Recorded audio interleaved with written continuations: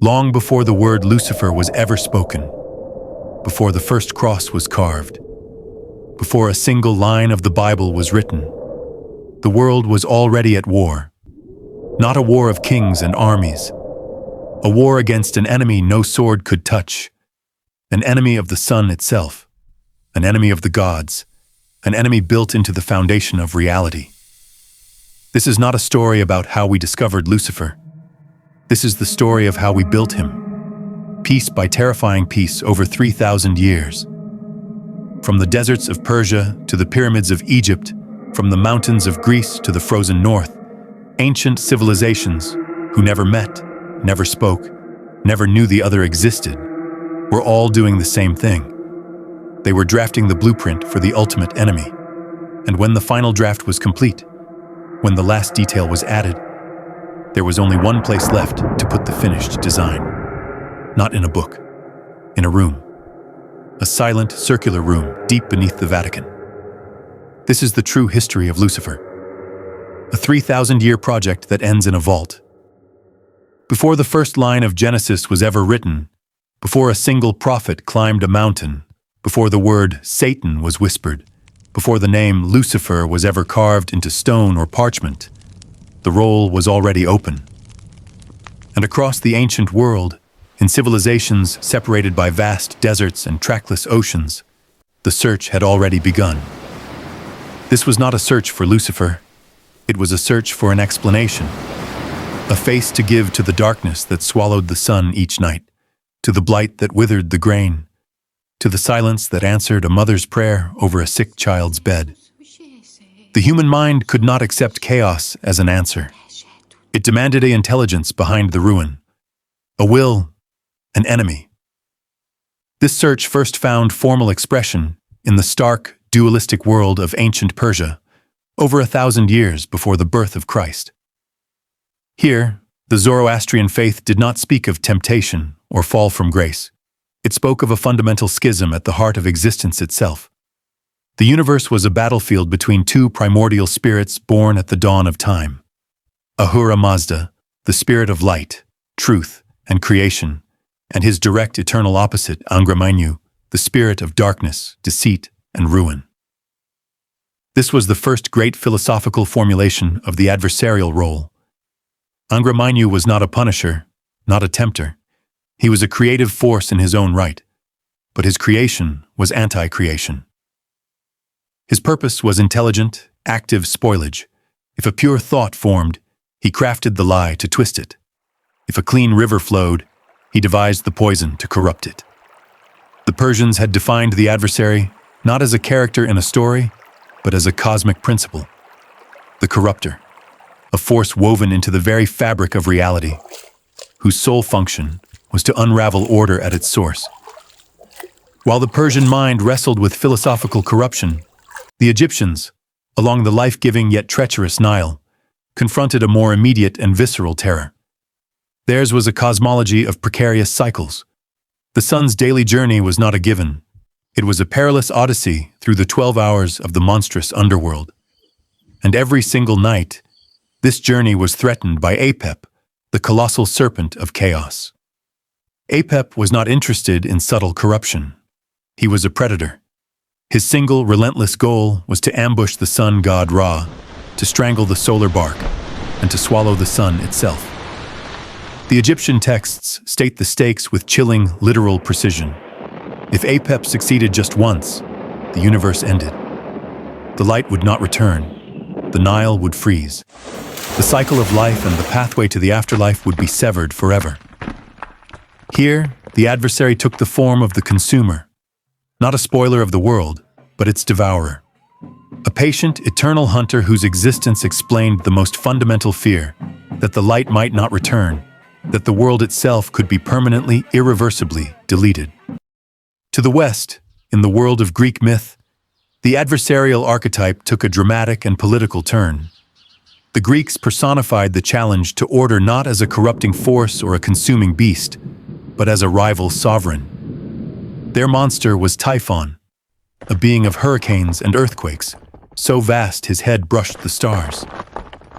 His goal was not to spoil creation or end it. but to seize its throne. He sought out Zeus, king of the gods, to murder him and rule the shattered cosmos himself. This was the adversary as usurper. The narrative shifted from defense against spoilage or annihilation to a war of rebellion and ambition. It introduced the potent themes of pride, challenge to rightful authority, and the hunger for dominion. The enemy was no longer an abstract force of decay or a mindless predator, but a conscious, ambitious claimant to the crown. This pattern of defining a supreme adversarial force was not confined to the Mediterranean. It was a global phenomenon, emerging independently in cultures with no possible contact. In the frozen Norse world, the figure of Loki evolved from a mere trickster into the architect of the apocalypse. Through cunning and betrayal from within the very halls of the gods, he would engineer Ragnarok, the final battle where he would loose the monsters that killed the sun and drowned the world in blood. Here, the adversary was the betrayer, the enemy within the gates, the trusted one who knows all secrets and uses them to orchestrate total collapse. Across the Atlantic, in the stone cities of the Maya, the adversary took perhaps the most philosophically chilling form. Puch, the god of decay and death. He was not a warrior or a rebel. He was inevitability personified. He was the mold on the maze, the fever in the body, the sinkhole beneath the temple. He did not attack because he did not need to. He was the inescapable destination of all things. The Maya's adversary was entropy itself, a silent, patient conclusion written into the code of the world. By the dawn of the Common Era, a profound and unspoken consensus had been reached by humanity's first great civilizations. From the deserts of Persia to the jungles of the Maya, they had all identified the same vacant, terrifying role in the cosmic order: the intelligence behind the chaos. They had given it different names, different faces, different methods: corrupter, consumer, usurper, betrayer, entropy. But the core function was consistent: to explain suffering, to give a name to the breaking of the world. The archetype was fully formed. The prototype existed in 5 powerful, distinct models, but they remained isolated regional truths. For this ancient, fractured search to find a single, definitive answer, for these disparate prototypes to be forged into one universal adversary, the world would need a new kind of catalyst. It would require an empire with the power not just of the sword, but of the story. A machinery vast enough to consolidate myths, to merge pantheons, and to standardize fear itself. That engine was already stirring. Its name was Rome. The ancient world saw evil as an outside force, a rival god, a chaos monster, a usurping king. But in the hills and villages of ancient Israel, a new idea began to take root that would change the story forever. It started with a simple, revolutionary belief: there is only one God, one creator, one supreme power. This belief created a problem. If there is only one all-powerful God, where does suffering come from? Who is to blame for the famine, the plague, the drought? There is no room for an equal, opposing God of evil. The chaos has to come from somewhere inside the system. The Hebrew solution was to create a new role, not a god, but a function. A title appears in their oldest texts: Satan. It means the adversary or the accuser. It's not a name. It's a job description. This is best seen in one of the oldest stories in the Bible, the Book of Job. In this story, the sons of God, think of them as a divine council, gather. Among them is Satan. He is not a rebel or an outsider.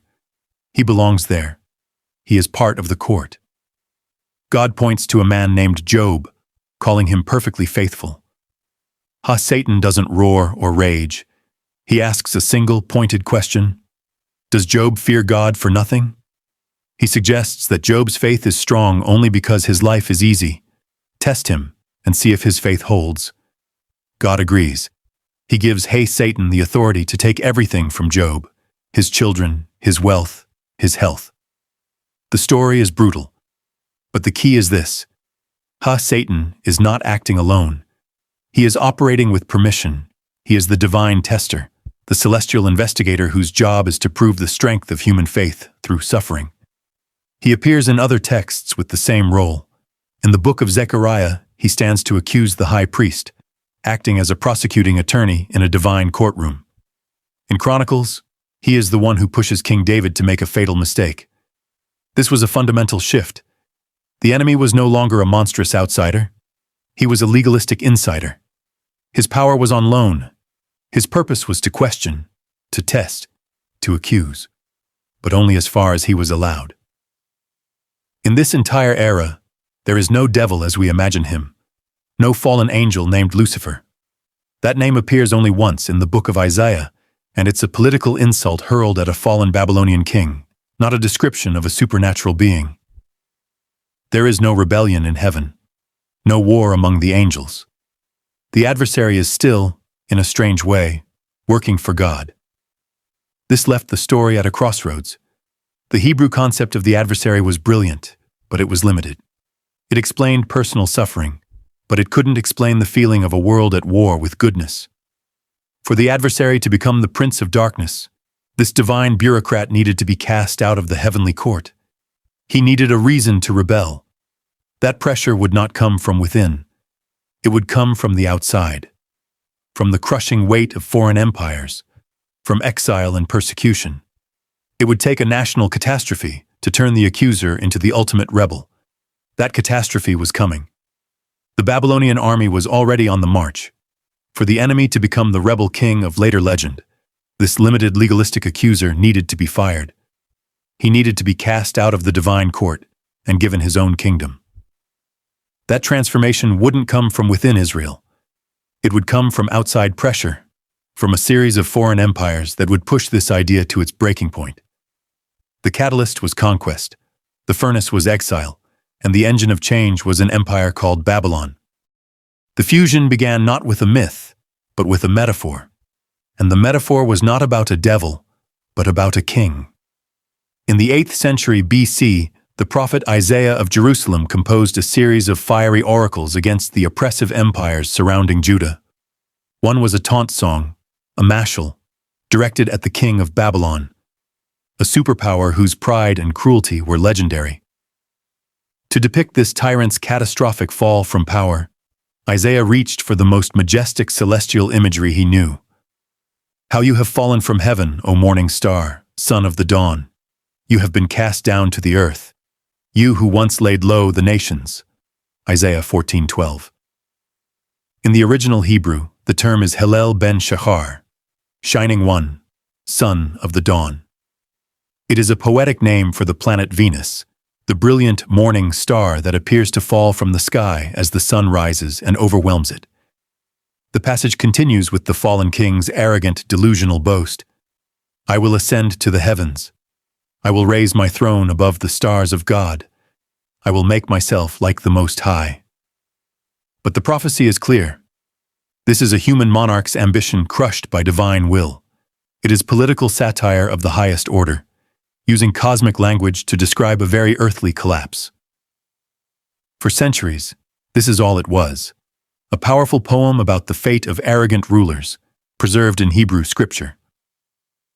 The transformation began in the 3rd century BC, in the cosmopolitan city of Alexandria. Here, Jewish scholars undertook the massive project of translating the Hebrew Bible into Greek, creating the version known as the Septuagint. This was not merely translation, it was an act of cultural bridging. When the translators encountered Hillel ben Shachar, shining one, son of the dawn, they searched for the perfect Greek equivalent. They chose Phosphoros, lightbringer, and when later Latin translators, centuries after, rendered the Greek into the lingua franca of the Roman Empire, they used the word Lucifer, the light-bearer. The name was now etched in scripture, but still attached to the Babylonian king. However, a potent seed had been planted. The imagery was too powerful to remain confined to history. A glorious, celestial being, filled with pride, declaring war on heaven and being cast down in utter defeat. This seed would germinate in a period of immense crisis. In the 1st and 2nd centuries BC and into the 1st century AD, The Jewish people lived under the brutal heel of successive empires, the Greek Seleucids, and then Rome. They suffered occupation, desecration of their temple, and cultural annihilation. In this pressure cooker of apocalyptic anxiety, a new genre of literature flourished. Writers and visionaries, seeking to explain their people's suffering and prophesy God's ultimate victory, began to reimagine their past and future.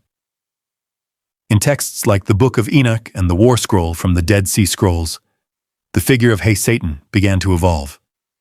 No longer just the accuser in the divine court, he became the leader of a faction of rebellious angels who corrupted humanity. The story of a war in heaven started to take shape, blending older mythic fragments with the urgent need for a cosmic explanation for earthly oppression.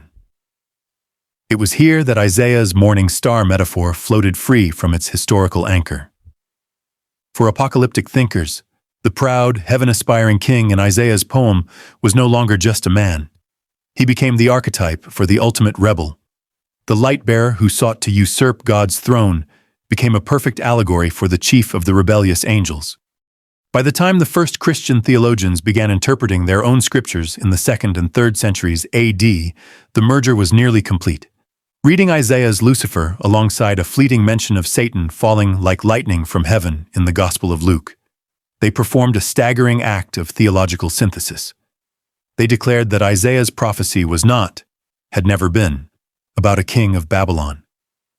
It was a divine preview of the fall of Satan himself. The political taunt was spiritualized. The metaphor was literalized. Hillel, Phosphoros, Lucifer, the name for a celestial body used to mock a human tyrant, was now permanently attached to the Prince of Darkness. The accuser from Job had been given a history, a motive of sublime pride, and a magnificent, tragic name that meant light. The project now had its central character. The disparate strands, the cosmic corrupter from Persia, the divine prosecutor from Job, and the proud fallen usurper from reinterpreted Isaiah, were braiding together into a single, formidable identity. But to cement this identity into the bedrock of Western civilization, one final, authoritative stroke was needed: the telling of the definitive story of his rebellion and fall. That story would be written not in Jerusalem, but in the heart of the empire, by a poet of genius who had never read Isaiah, but who understood the shape of epic tragedy. The prophetic poem had planted a seed, but it would take centuries of national trauma for it to grow into a new, terrifying reality. The concept of the adversary was about to be militarized. This transformation did not occur in the courts of kings, but in the hearts of a people under siege. The era historians call the Second Temple period was a crucible of catastrophe and hope for the Jewish people. After exile in Babylon, they had returned, rebuilt their temple in Jerusalem, and clung fiercely to their identity. But they were never truly sovereign. They lived under the thumb of successive domineering empires, Persian, then Greek, and finally Roman. Their world was one of constant political pressure, cultural erosion, and violent revolt. In this atmosphere of escalating crisis, the old answers no longer sufficed. The figure of Hey Satan, the single divine-appointed accuser, was too small, too legally constrained, to explain the overwhelming scale of suffering. If evil was merely a permitted test from God, where was the justice in the desecration of the Holy of Holies by a Greek king? Where was the purpose in the crucifixion of hundreds of righteous rebels by Roman legions? A new, more powerful explanation was needed. It emerged from the margins, in texts of explosive imagination known as the apocalyptic literature, and it began by revisiting a cryptic, troubling episode from the dawn of time. The writers turned to a few enigmatic lines in the Book of Genesis. The sons of God saw that the daughters of humans were beautiful, and they married any of them they chose. The Nephilim were on the earth in those days, when the sons of God went to the daughters of humans and had children by them. For centuries, this had been a puzzling fragment. Now, it became the foundational myth for a new understanding of evil. The most influential of these texts, the Book of Enoch, expanded this fragment into a full-blown celestial revolution. It told of 200 angels, the Watchers, who rebelled not against God's throne, but against his order. Led by angels with names like Shemihaza and Azazel, they descended to Mount Hermon, took human wives, and fathered the monstrous Nephilim, giants who ravaged the earth. But their sin was not just lust, it was the betrayal of divine knowledge. Azazel taught men the art of war, crafting swords and shields. He taught women the seduction of cosmetics. Other watchers revealed forbidden secrets: astronomy, sorcery, root-cutting, the shaping of metal and jewelry. This was a revolutionary idea. Evil was not a primordial force or a divine functionary. It was a system, a corrupted, institutionalized knowledge introduced into the world by rogue celestial intelligence. The chaos humanity endured, the violence, the injustice, the occult arts, was not God's test. It was the poisonous legacy of a failed angelic state, a permanent corruption of the created order. God's response, in Enoch's narrative, was decisive judgment. The watchers were bound, imprisoned in dark pits beneath the desert to await final punishment. Their monstrous offspring were destroyed. But the damage was done. The knowledge they unleashed, like a spilled toxin, remained in the world's soil and water, flowing through human history. Here, the project took its most significant structural leap. The single adversary was replaced by a host, a command structure of evil. A legion of named culpable officers, Azazel, Shemihaza, Gadriel, each with a specific portfolio of corruption. This was not yet a kingdom with a single devil king. It was a scattered, imprisoned junta. But it provided the crucial missing piece, an origin story for systemic, earthly evil that absolved God of direct blame. The world was broken because angels broke it. This apocalyptic framework electrified communities like the Essenes at Qumran, who saw themselves as the righteous remnant in a world permanently polluted by these watchers and the spirit of darkness they left behind. For them, history was a cosmic war between the children of light and the children of darkness, a war that would soon culminate in a final, cleansing, divine intervention. By the end of the Second Temple period, as Roman boots marched through the temple gates in 70 AD, the Hebrew adversarial tradition had been utterly transformed. The accuser of Job now stood at the head of a vast historical narrative of rebellion. The cosmic corrupter of Persia had been given a specific, scandalous origin story.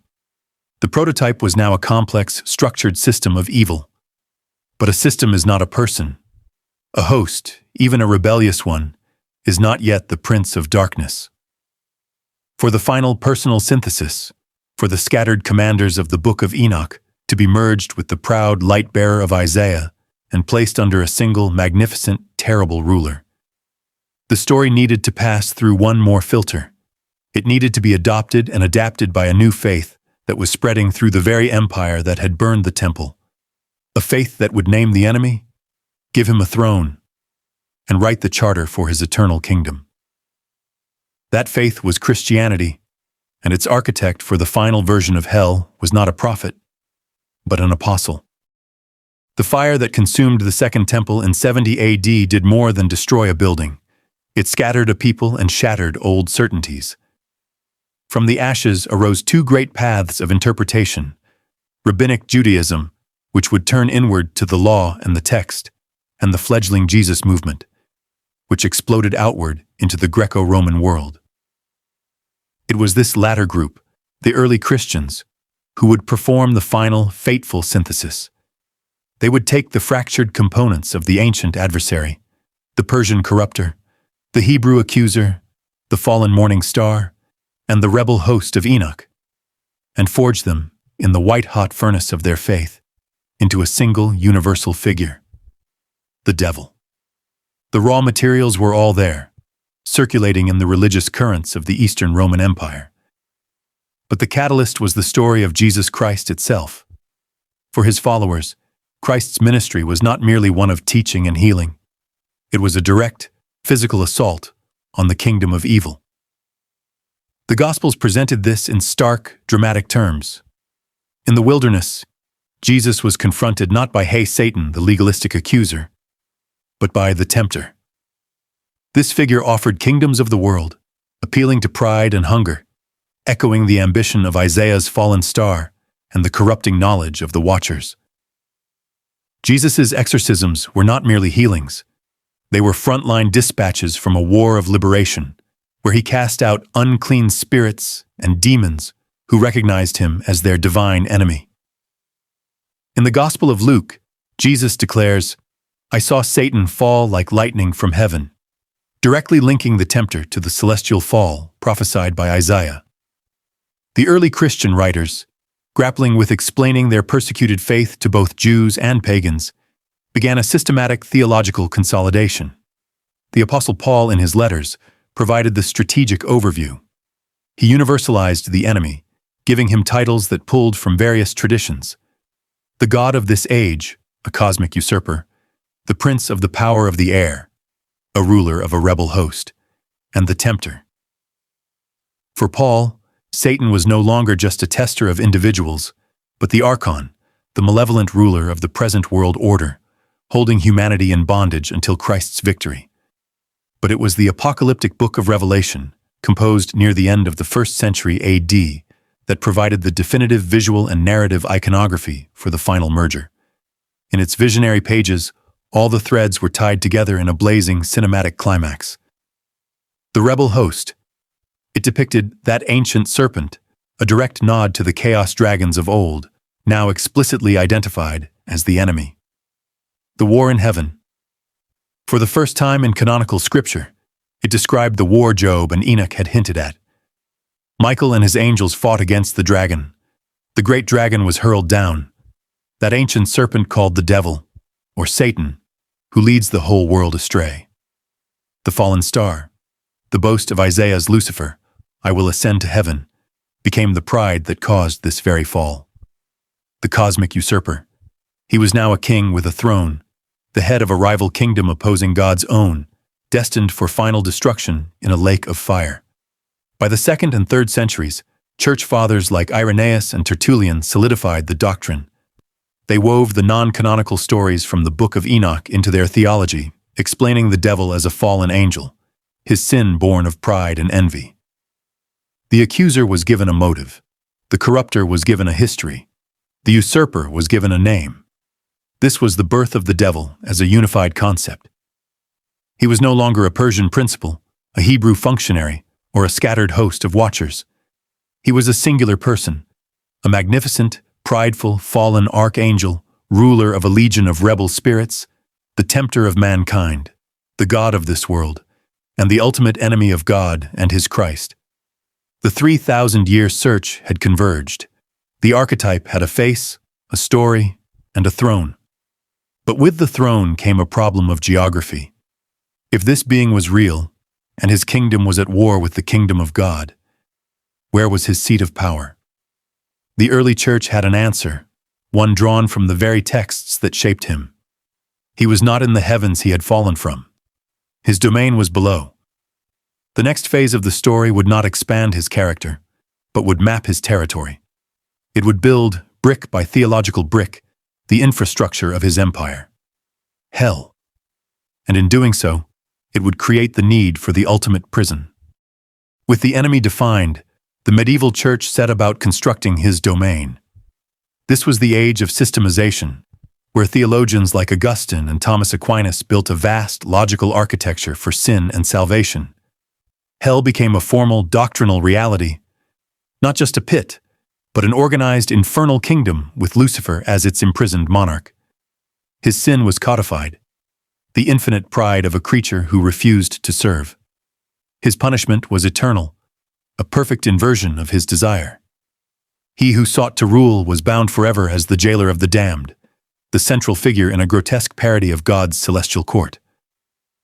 But doctrine is cold.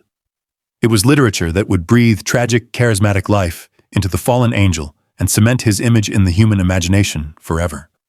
In the 14th century, Dante Alighieri, in his Divine Comedy, provided the definitive geography. His hell was a meticulously structured, 9-layered funnel beneath Jerusalem, carved by the impact of Lucifer's fall. At its frozen, dark heart, Dante did not find a fiery ruler, but a pathetic, weeping giant, trapped in ice up to his chest, a monument to the utter emptiness and frigid impotence of rebellion against divine love. Yet, even in this depowered state, Lucifer's scale was terrifying, his three faces a blasphemous mockery of the Holy Trinity. 3 centuries later, John Milton performed the opposite feat in Paradise Lost. He gave Lucifer his voice. Milton's Satan was not pathetic, but magnificently defiant, a tragic, charismatic general rallying his defeated troops with the immortal declaration, "Better to reign in hell than serve in heaven." This was the final, transformative stroke. Milton took the theological villain and made him a romantic anti-hero, proud, eloquent, deeply flawed, and compelling. This Lucifer, the rebel leader, the strategist, the scornful orator, is the one who captured the modern mind. Most people believe this charismatic ruler is the biblical Satan. He is not. He is the product of a 1,700-year evolution, crystallized by poetic genius. This literary apotheosis created a paradox. The Church now held in its doctrine a being of immense, terrifying power, yet one whose ultimate defeat was a central article of faith. A being who, in popular imagination thanks to Dante, had physically crashed into the center of the earth, and where, according to medieval tradition, was the geographical center of the Christian world, Rome. More specifically, the Vatican Hill. Thus, a powerful underground tradition began to weave itself through legend and grimoire. It held that when the rebel angel fell, he did not fall to an abstract hell. He was buried. His impact crater was sealed. And the Church, inheriting the authority of the apostles who held the keys to the kingdom, built its very seat of power directly over the epicenter of the fall. The Vatican was not just built on Peter's tomb. In the deepest strata of myth, it was built as the ultimate guardian, the seal on the prison door, the fortress chapel atop the conquered enemy's silent, frozen cell. The historical search for the adversary had reached its terminus.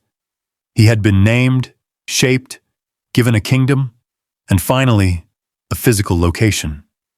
Not in a fiery pit in a distant underworld, but here, beneath the heart of Christendom itself. The story was no longer just about his nature. It was about his containment, and all containment requires a vault, a lock, and a guard. The stage was now set for the final chapter of the legend, not of the Lucifer's life, but of his imprisonment, the legend of the antechamber. The evolution of Lucifer is the story of a question seeking a form. For 3,000 years, humanity poured its deepest fears into the mold. The corrupter, the accuser, the fallen star, the rebel king. Theology systematized him. Literature gave him a voice, and doctrine assigned him an address: hell. But what if the final, logical step wasn't a spiritual realm, but a physical one? What if the ultimate victory over chaos was not banishment, but archival? This brings us to the legend of the antechamber. According to whispers that snake through medieval grimoires and Renaissance occult texts, the victory over the morning star was more definitive than any sermon allowed. It was not merely a spiritual binding, it was an interment. Beneath the foundations of St. Peter's Basilica, deeper than the grottos, below even the scavi where the apostles' bones are said to rest, the legend claims there exists a sealed geosphere. At its heart lies a chamber of black basalt. Within it rests an iron tomb, chilled not by ice, but by a perpetual, unnatural cold. 7 chains, each forged with a different metal and inscribed with the sigils of the Ars Goetia, the very names of the demonic dukes he once commanded, bind the casket.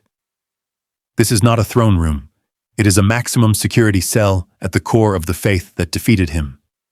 Adjacent to it lies the antechamber itself. Here, the legend grows more precise and more chilling. A single austere throne of black stone faces the sealed wall of the tomb. It is not for the prisoner. It is a watchman's post, eternally vacant, yet eternally prepared. And directly opposite this throne, set into the opposite wall, is a smaller, plainer tomb. Its inscription, in a cipher no living soul fully understands, is said to read, "The vessel awaits the breath." This, they say, is the resting place of the Antichrist. Not the man himself, but the potential. The empty vessel, waiting for the spark that the being in the iron tomb can no longer provide. This is the culmination of the 3,000-year project. The adversarial principle has been identified, personified, fought, and finally, filed away. Contained in a divine black site beneath the world's most sacred administrative complex. The Vatican, in this reading, is not just the seat of a church. It is the control room for a cosmic containment unit. The prayers of the faithful are not just devotion. They are part of the security system, a white noise machine of faith drowning out any signal from below. So is this the finale? Has the story of Lucifer reached its end in a silent sub-basement vault? History suggests otherwise. Remember, every phase of this evolution was triggered by a crisis. The exile created the accuser. Roman persecution birthed the apocalyptic devil. The Reformation and scientific revolution fueled Milton's charismatic rebel. What crisis do we face now? An age of fading faith, of institutional distrust, of a world unmoored from the very narratives that built the prison. The security system is powered by belief. What happens when the prayers grow quiet? When the watchman's throne is not just vacant, but forgotten? The antechamber may not be an ending. It may be a dormancy. For 3,000 years, we defined him. We gave him a name, a face, a story, and finally, a cage. We built the perfect prison for the monster of our own making. But a cage only works if someone remembers what's inside and why it was locked. The final, twisted turn of the story may be this. We spent millennia building the adversary, and then we buried him under the one place we thought was eternal. We forgot the first rule of history, the one that started this entire search. Every tomb is also a seed, and every seal is waiting for the moment we stop believing it holds.